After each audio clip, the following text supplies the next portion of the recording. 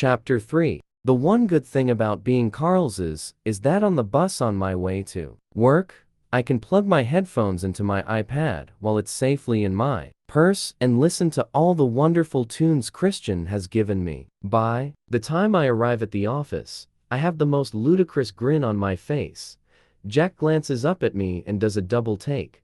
"Good morning, Lana. You look radiant." His remark flusters me. How inappropriate. "I slept well, thank you, Jack." "Good morning."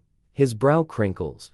"Can you read these for me and have reports on them by lunchtime, please?" He hands me for manuscripts. At my horrified expression, he adds, "Just first chapters." "Sure." I smile with relief, and he gives me a broad smile in return. I switch on the computer to start work, finishing my latte and eating a banana. There's an email from Christian. From Christian Gray. Subject: So help me. Date: June 10, 2011 08:05.to. Anastasia Steele. I do hope you've had breakfast. I missed you last night. Christian Gray, CEO, Gray Enterprises Holdings, Inc. From Anastasia Steele. Subject: Old books. Date: June 10, 2011 08:33.to. Christian Gray. I'm eating a banana as I type. I have not had breakfast for several days, so it is a step forward. I love the British Library app. I started rereading Robinson Crusoe. And of course, I love you.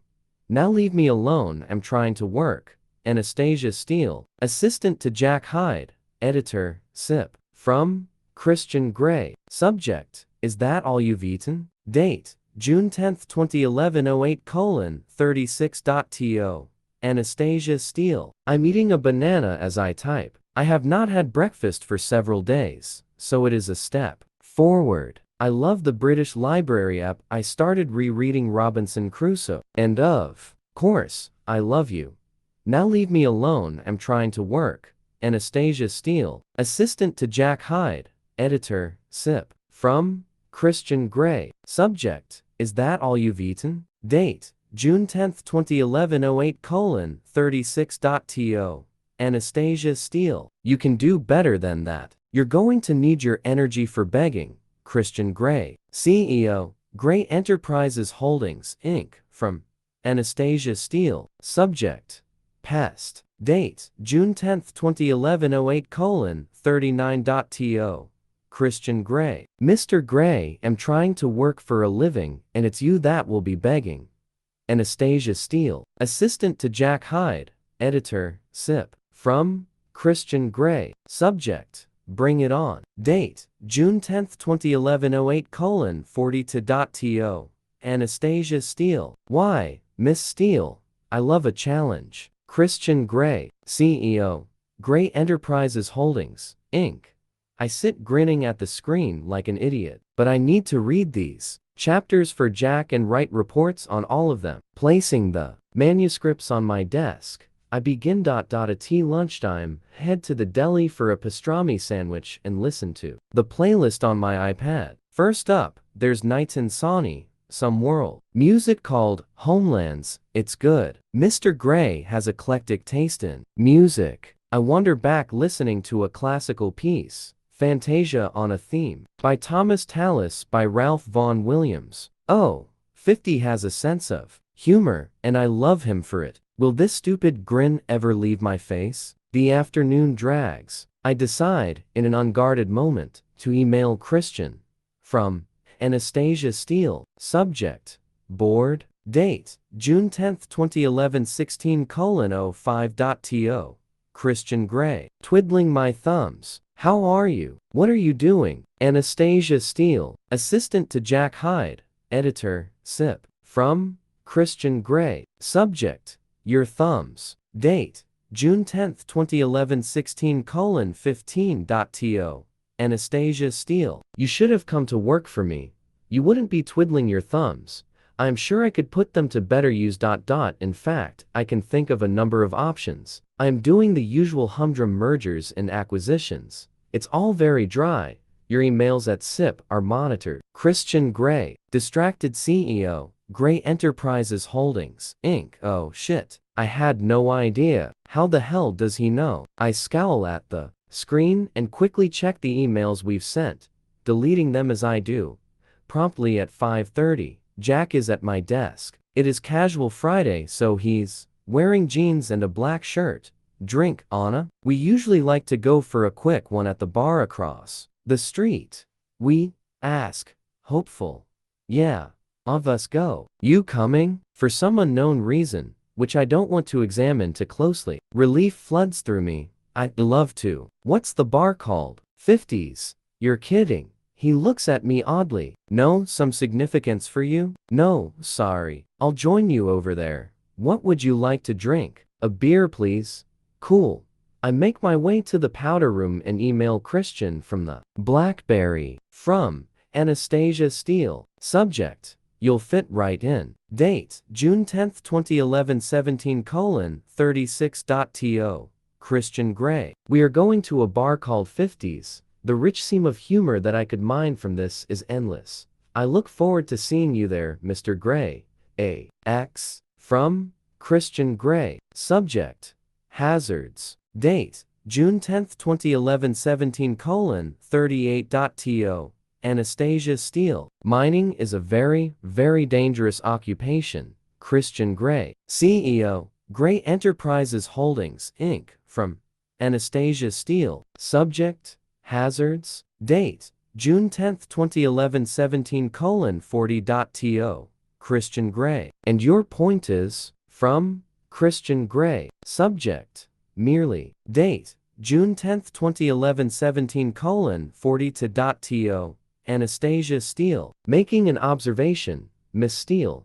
I'll see you shortly. Sooners rather than laters, baby. Christian Grey. CEO, Grey Enterprises Holdings, Inc. I check myself in the mirror. What a difference a day can make. I have more color in my cheeks, and my eyes are shining. It's the Christian Grey effect. A little email sparring with him will do that to a girl. I grin at the mirror and straighten my pale blue shirt, the one Taylor bought me. I am wearing my favorite jeans today too. Most of the women in the office wear either jeans or floaty skirts. I will need to invest in a floaty skirt or two. Perhaps I'll do that this weekend and bank the check Christian gave me for Wanda, my beetle. As I head out of the building, I hear my name called. Miss Steele? I turn expectantly, and an ashen young woman approaches me. Cautiously, she looks like a ghost, so pale and strangely blank. Miss Anastasia Steele? She repeats, and her features stay static, even though she's speaking. Yes.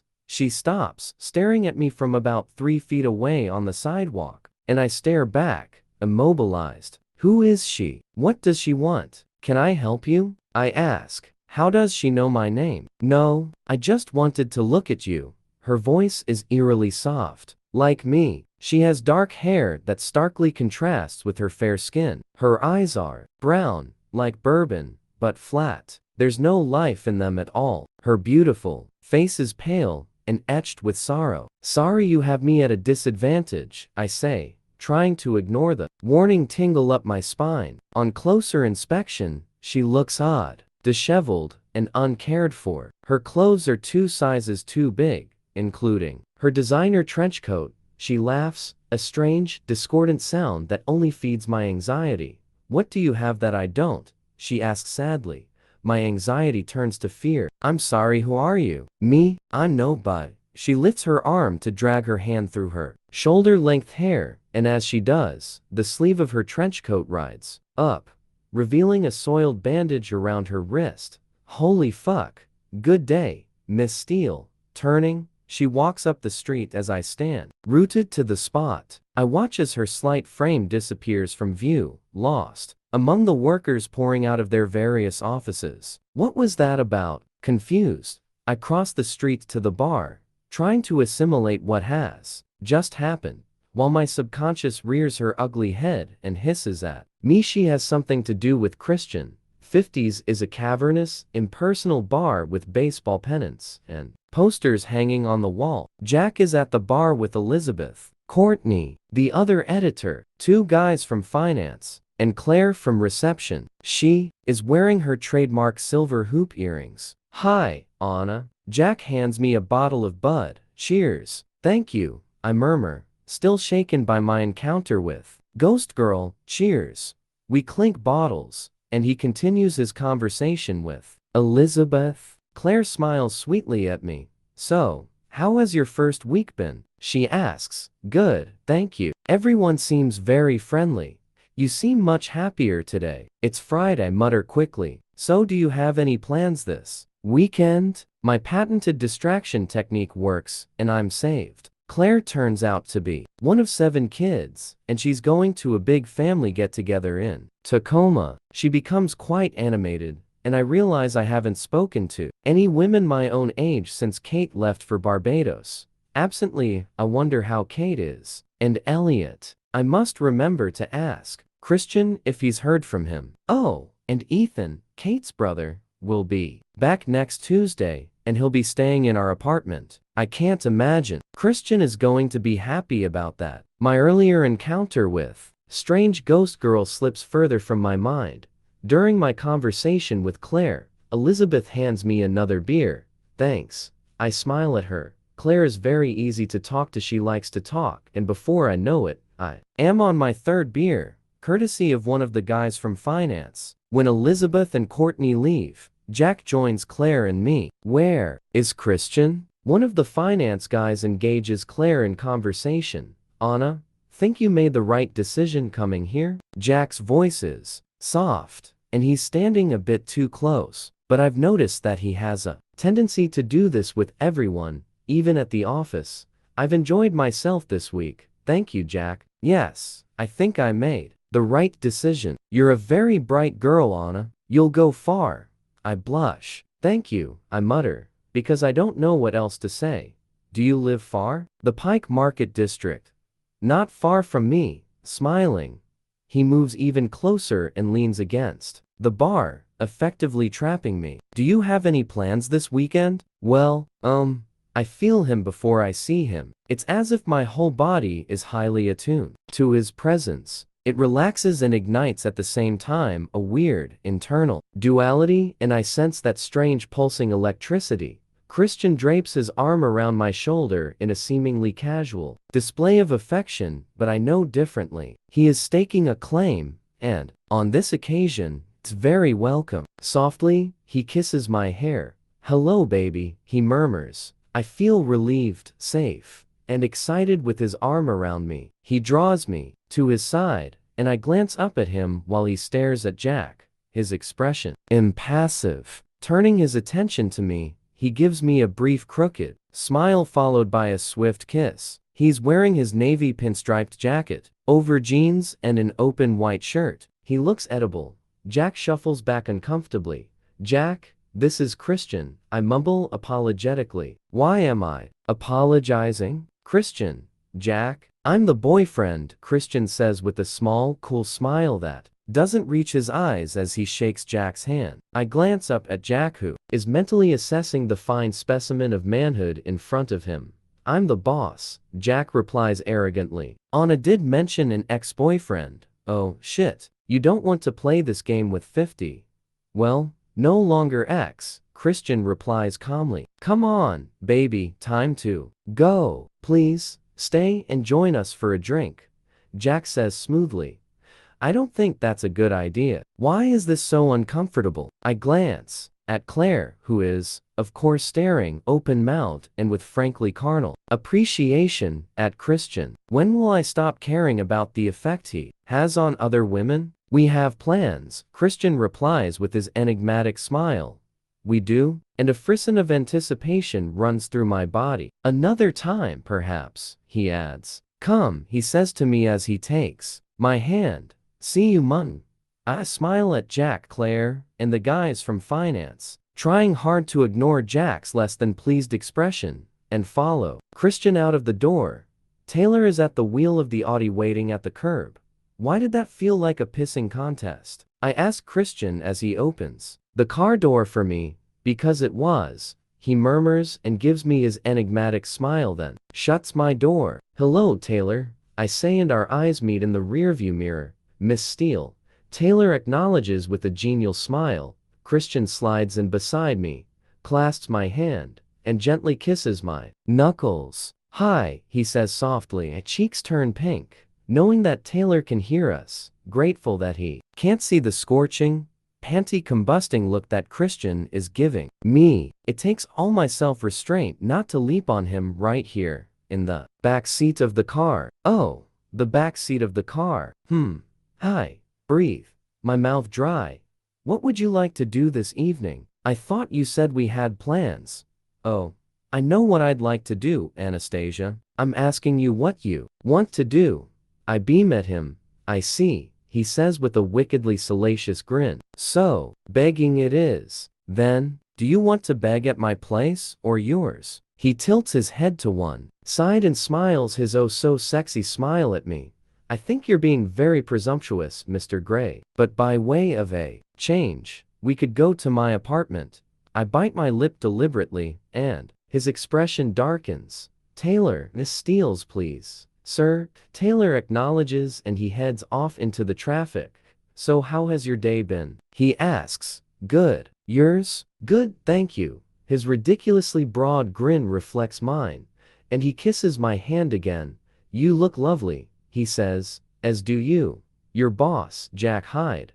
Is he good at his job? Whoa, that's a sudden change in direction. I frown. Why? This isn't about your pissing contest? Christian smirks. That man wants into your panties, Anastasia, he says dryly. I go crimson as my mouth drops open, and I glance nervously at Taylor. Well, he can want all he likes. Why are we even having this conversation? You know I have no interest in him whatsoever. He's just my boss. That's the point. He wants what's mine. I need to know if he's good at his job. I shrug. I think so. Where is he going with this? Well, he'd better leave you alone, or he'll find himself on his ass on the sidewalk. Oh, Christian, what are you talking about? He hasn't done anything wrong yet. He just stands too close. He makes one move. You tell me. It's called gross moral turpitude or sexual harassment. It was just a drink after work. I mean it. One move and he's out.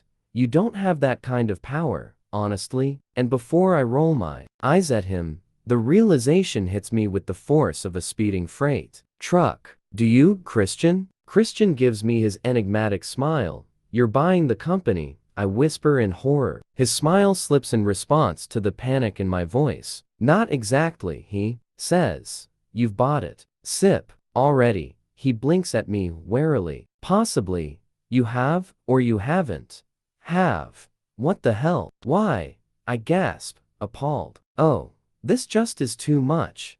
Because I can, Anastasia. I need you safe. But you said you wouldn't interfere in my career. And I won't. I snatch my hand out of his. Christian. Words fail me. Are you mad at me? Yes. Of course, I'm mad at you. I seethe. I mean, what kind of responsible business executive makes decisions based on who he is? Currently fucking? I blanch and glance nervously once more at Taylor, who is stoically ignoring us. Shit. What a time to have a brain-to-mouth filter malfunction. Christian opens his mouth, then closes it again, and scowls at me. I glare at him. The atmosphere in the car plunges from warm with sweet reunion to frigid with unspoken words and potential recriminations as we glower at each other.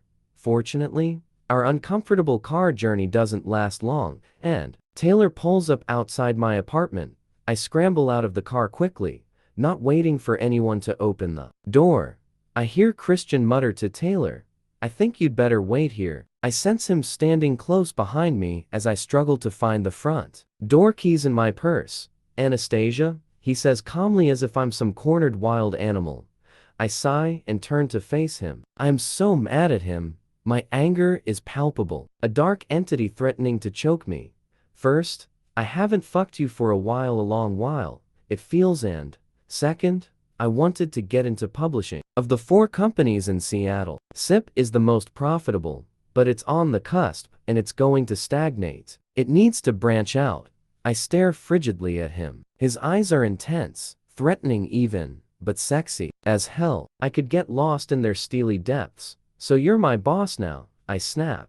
Technically, I'm your boss's boss's boss, and, technically, it's gross moral turpitude the fact that I am fucking my boss's boss's boss. At the moment, you're arguing with him. Christian scowls. That's because he's such an ass, I hiss. Christian steps back in stunned surprise. Oh, shit. Have I gone too far? An ass? He murmurs as his expression changes to one of amusement. God damn it, I'm mad at you. Do not make me laugh. Yes, I struggle to maintain my look of moral outrage. An ass? Christian says again. This time, his lips twitch with a repressed smile. Don't make me laugh when I am mad at you, I shout, and he smiles, a dazzling, full-toothed, all-American boy smile, and I can't help it. I'm grinning and laughing too. How could I not be affected by the joy I see in his smile? Just because I have a stupid damn grin on my face doesn't mean I'm not mad as hell at you, I mutter breathlessly, trying to suppress my high school cheerleader giggling. Though I was never cheerleader, the bitter thought crosses my mind. He leans in, and I think he's going to kiss me, but he doesn't. He nuzzles my hair and inhales deeply. As ever, Miss Steele, you are unexpected. He leans back gazing at me, his eyes dancing with humor. So are you going to invite me in, or am I to be sent packing for exercising my democratic right as an American citizen, entrepreneur, and consumer to purchase whatever I damn well please? Have you spoken to Dr. Flynn about this? He laughs. Are you going to let me in or not, Anastasia? I try for a grudging look, biting my lip helps, but I'm smiling as I open the door. Christian turns and waves to Taylor, and the Audi pulls away. It's odd having Christian Grey in the apartment. The place feels too small for him. I'm still mad at him. His stalking knows no bounds, and it dawns on me that this is how he knew about the email being monitored at SIP. He probably knows more about SIP than I do. The thought is unsavory. What can I do? Why does he have this need to keep me safe? I am a grown-up sort of, for heaven's sake. What can I do to reassure him? I gaze at his face as he paces the room like a caged predator, and my anger subsides. Seeing him here in my space when I thought we were over is heartwarming. More than heartwarming, I love him, and my heart swells with a nervous, heady elation. He glances around, assessing his surroundings. Nice place, he says. Kate's parents bought it for her. He nods distractedly, and his bold gray eyes come to rest on mine, staring at me. Would you like a drink? I mutter, flushing with nerves. No thank you, Anastasia. His eyes darken. Why am I so nervous? What would you like to do, Anastasia? He asks softly as he walks toward me, all feral and hot. I know what I want to do, he adds in a low voice. I back up until I bump against the concrete kitchen island. I'm still mad at you. I know. He smiles a lopsided apologetic smile, and I melt. Well, maybe not so mad.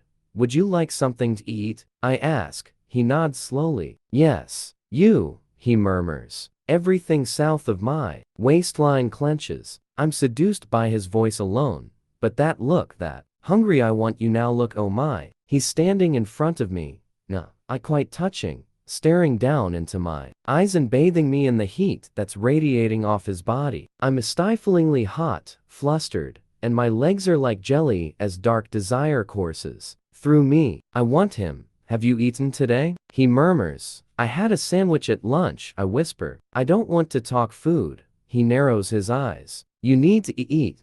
I'm really not hungry right now. For food. What are you hungry for, Miss Steele? I think you know, Mr. Gray. He leans down, and again I think he's going to kiss me, but he doesn't. Do you want me to kiss you, Anastasia? He whispers softly in my ear. Yes. I breathe. Where? Everywhere. You're going to have to be a bit more specific than that. I told you I am not going to touch you until you beg me and tell me what to do. I am lost. He's not playing fair. Please. I whisper. Please what? Touch me. Where, baby? He is so tantalizingly close. His scent intoxicating. I reach up, and immediately, he steps back. No, he chides, his eyes suddenly wide and alarmed. What? No, come back. No, he shakes his head. Not at all. I can't keep the longing out of my voice. He looks at me uncertainly, and I'm emboldened by his hesitation. I step toward him, and he steps back, holding up his hands in defense, but smiling. Lana, it's a warning, and he runs his hand through his hair. Exasperated, sometimes you don't mind, I observe plaintively. Perhaps I should find a marker pen, and we could map out the no-go areas. He raises an eyebrow. That's not a bad idea. Where's your bedroom? I nod in the direction. Is he deliberately changing the subject? Have you been taking your pill? Oh shit. My pill. His face falls at my expression. No, I squeak. I see, he says, and his lips press into a thin line. Come, let's have something to eat. I thought we were going to bed. I want to go to bed with you. No, baby. He smiles, and suddenly darting toward me, he grabs my wrists and pulls me into his arms so that his body is pressed against mine. You need to eat, and so do I, he murmurs, burning eyes gazing down at me. Besides, anticipation is the key to seduction, and right now, I'm really into delayed gratification. Huh? Since when? I'm seduced, and I want my gratification now. I'll beg, please. I sound whiny. He smiles at me tenderly. Eat. You're too slender. He kisses my forehead and releases me. This is a game, part of some evil plan. I scowl at him. I'm still mad that you bought sip, and now I am mad at you because you're making me wait. I pout. You are one angry little madam, aren't you? You'll feel better after a good meal. I know what I'll feel better after. Anastasia Steele. I'm shocked. His tone is gently mocking. Stop teasing me. You don't fight fair. He stifles his grin by biting his lower lip. He looks simply adorable. Playful Christian toying with my libido. If only my seduction skills were better. Know what to do, but not being able to touch him does hamper me. My inner goddess narrows her eyes and looks thoughtful. We need to work on this. As Christian and I gaze at each other, me hot, bothered, and yearning, and him, relaxed and amused at my expense. I realize I have no food in the apartment. I could cook something, except we'll have to go shopping for groceries. You have no food here? His expression hardens. I shake my head. Crap. He looks quite angry. Let's go shopping then, he says sternly as he turns on his heel and heads for the door, opening it wide for me. When was the last time you were in a supermarket? Christian looks out of place, but he follows me dutifully, holding a shopping basket. I can't remember. Does Mrs. Jones do all the shopping? I think Taylor helps her. I'm not sure. Are you happy with the stir fry? It's quick. Stir fry sounds good. Christian grins, no doubt figuring out my ulterior motive for a speedy meal. Have they worked for you long? Taylor, for years, I think. Mrs. Jones, about the same. Why didn't you have any food in the apartment? You know why, I murmur, flushing. It was you who left me, he mutters disapprovingly. I know, I reply in a small voice, not wanting that reminder. We reach the checkout and silently stand in line. If I hadn't left, would he have offered the vanilla alternative? I wonder. Idly, do you have anything to drink? He pulls me back to the present. Beer, I think. I'll get some wine.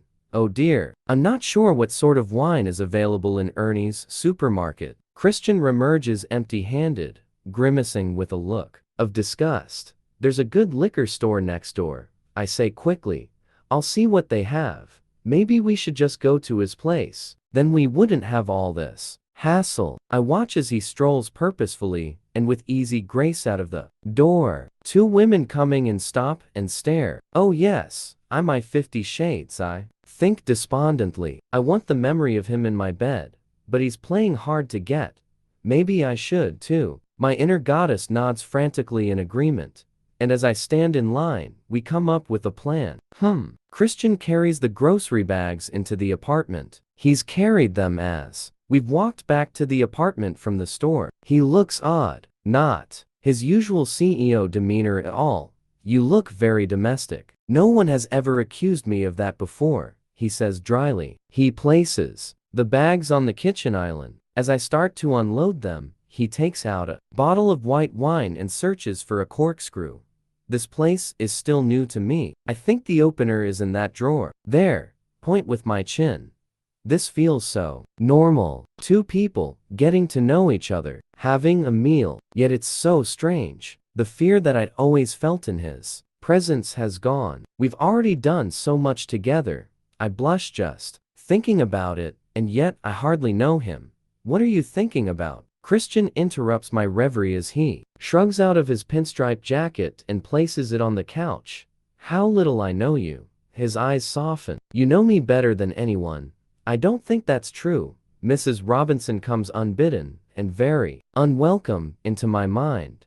It is, Anastasia. I'm a very, very private person. He hands me a glass of white wine. Cheers, he says. Cheers, I respond, taking a sip as he puts the bottle in the fridge. Can I help you with that? He asks. No, it's fine. Sit. I'd like to help.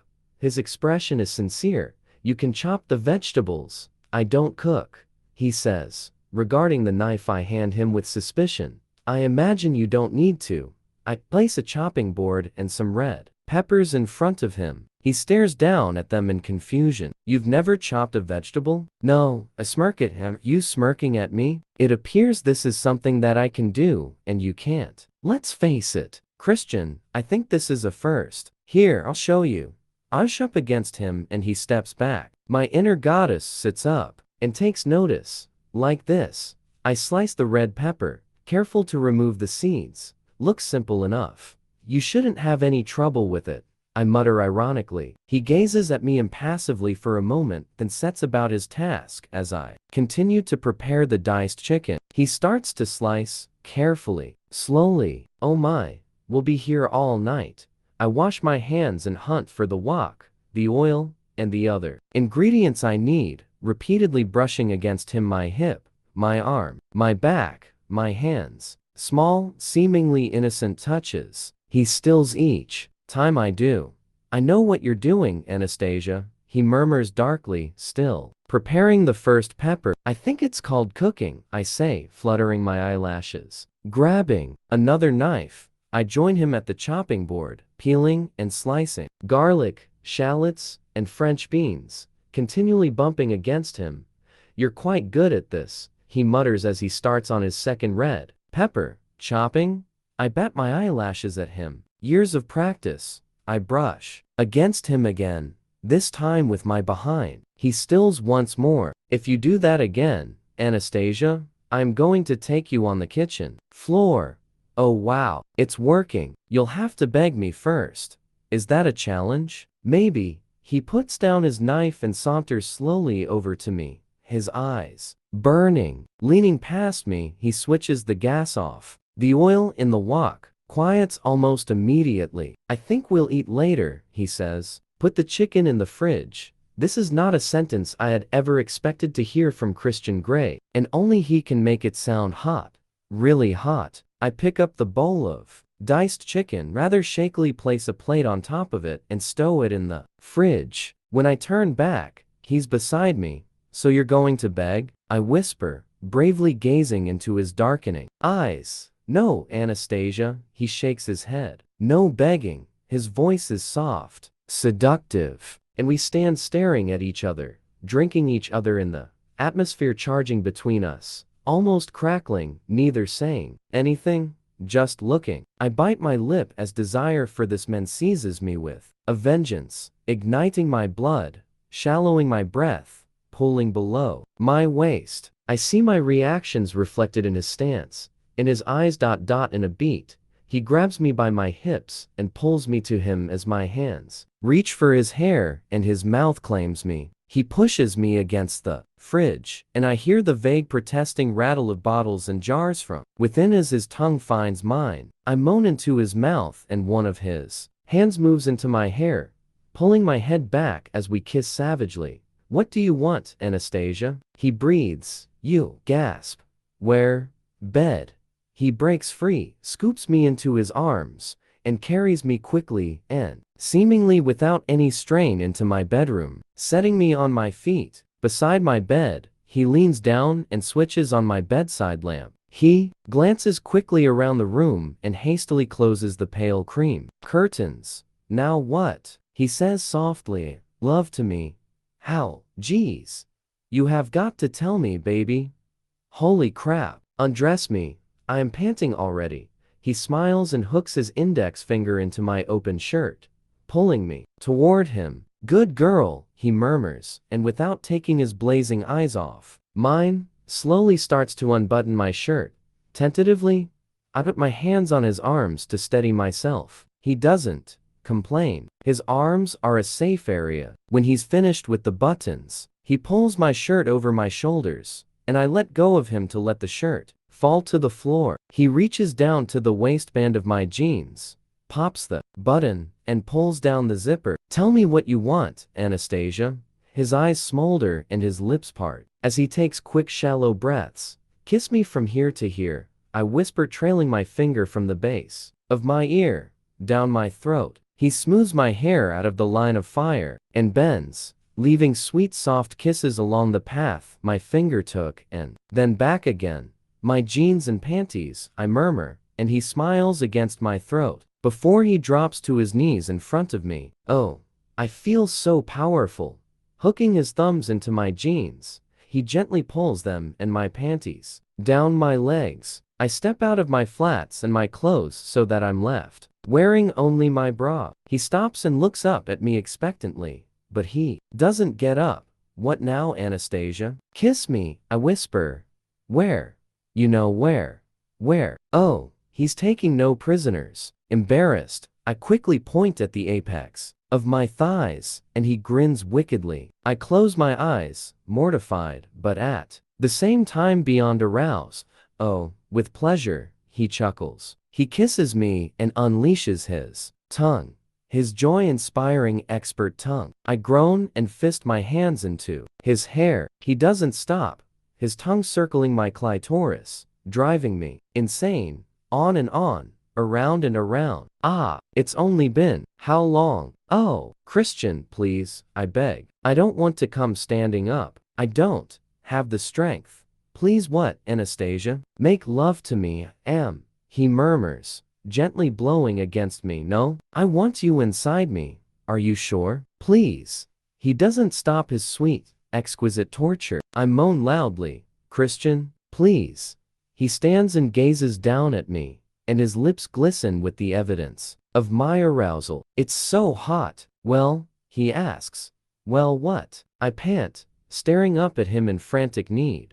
I'm still dressed. I gape at him in confusion. Dress him? Yes, I can do this. I reach for his shirt and he steps back. Oh no, he admonishes. Shit, he means his jeans. Oh, and this gives me an idea. My inner goddess cheers loudly to the rafters, and I drop to my knees in front of him. Rather clumsily and with shaking fingers, I undo his waistband and fly, then yank down his jeans and boxers, and he springs free. Wow. I peek up at him through my lashes, and he's gazing at me with, what? Trepidation? Ah? Surprise. He steps out of his jeans and pulls off his socks, and I take hold of him in my hand and squeeze tightly, pushing my hand back like he's shown me before. He groans and tenses, and his breath hisses through clenched teeth. Very tentatively, I put him in my mouth and suck hard.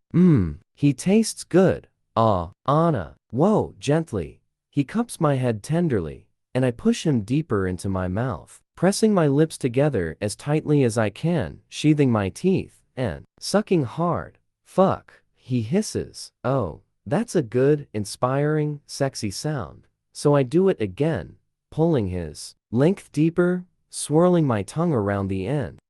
I feel like Aphrodite. Well, Anna, that's enough. No more. I do it again, beg, and again. Anna, you've made your point. He grunts through gritted teeth. I do not want to come in your mouth.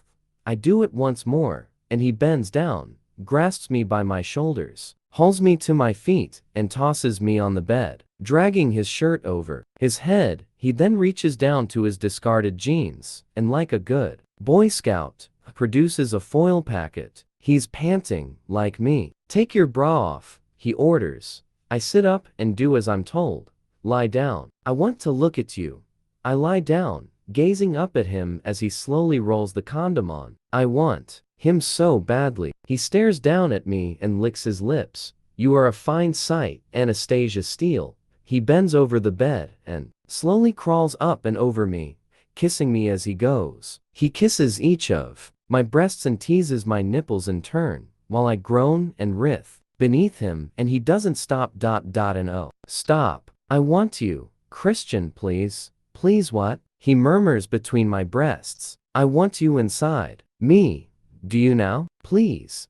Gazing at me, he pushes my legs apart with his and moves so that he's hovering above me. Without taking his eyes off mine, he sinks into me at a deliciously slow pace. I close my eyes, relishing the fullness, the exquisite feeling of his possession, instinctively tilting my pelvis up to meet him, to join with him, groaning loudly. He eases back and very slowly fills me again. My fingers find their way into his silken, unruly hair, and he oh so slowly moves in and out again. Faster, Christian, faster, please. He gazes down at me in triumph and kisses me hard, then really starts to move, a punishing, relentless, oh fuck, and I know it will not be long